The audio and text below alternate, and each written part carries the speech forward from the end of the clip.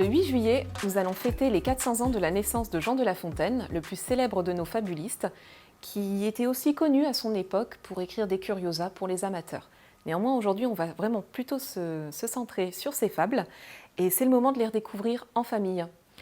La fable, c'est un petit apologue. Un apologue, qu'est-ce que c'est?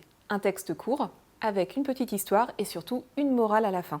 C'est un genre qui est très ancien dans la littérature occidentale, et plus que de relire les fables de La Fontaine, moi je vous proposerais bien de revenir un petit peu aux sources et de passer par le Moyen-Âge. On se souvient tous du roman de Renard, on a tous lu au moins un épisode quand on était à l'école. Je vous propose de le reprendre complètement parce que ça reste piquant, mordant. On a vraiment une critique sociale qui est très appuyée et qui reste toujours d'actualité malgré les 1400 ans qui nous séparent.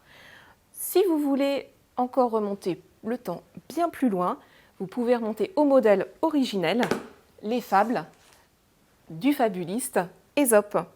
Vous les retrouverez également, ça parle toujours d'animaux qui font des petites actions, qui se font des farces, qui se piquent des raisins. Vous pourrez aussi regarder et comparer les fables avec celles de La Fontaine pour voir à quel point La Fontaine, je ne vais pas dire c'est pas contenté de traduire, mais a complètement réécrit ses fables pour les rendre plus actuelles au XVIIIe siècle. Pour les adultes qui ont envie d'aller toujours un petit peu plus loin, je vous rappelle que nous avons à la médiathèque le livre de Marguerite Yourcenar, une très belle anthologie de la poésie grecque pour réviser nos classiques durant cet été sur la plage.